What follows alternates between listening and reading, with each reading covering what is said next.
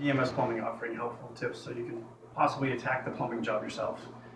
Try to give you the basic information so if you do try it yourself and run into problems, maybe this troubleshooting can help you out a little bit better.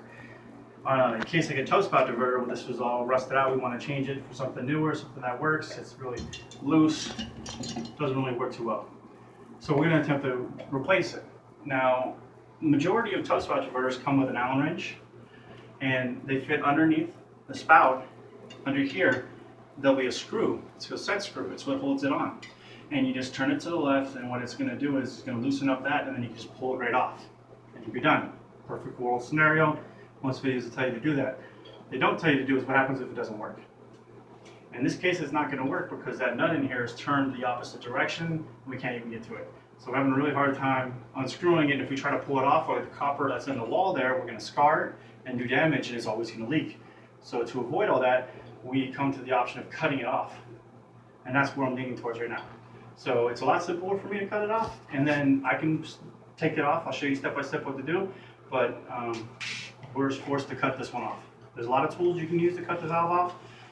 This is the new toe spout diverter. It's a compression inside. There's an Allen wrench right here that I was telling you about where it screws in. If you look down this thing, you'll see the nut.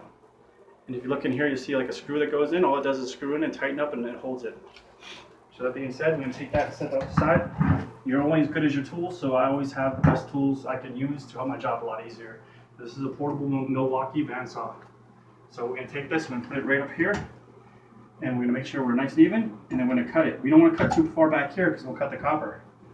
We want to cut it right about here, towards the front.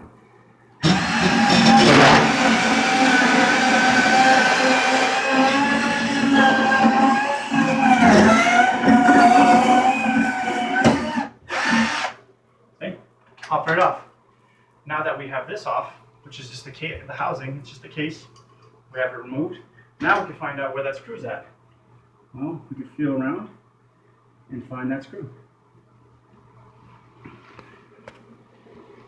Okay, and there it is. Thank you for the DMS Plumbing helpful tips.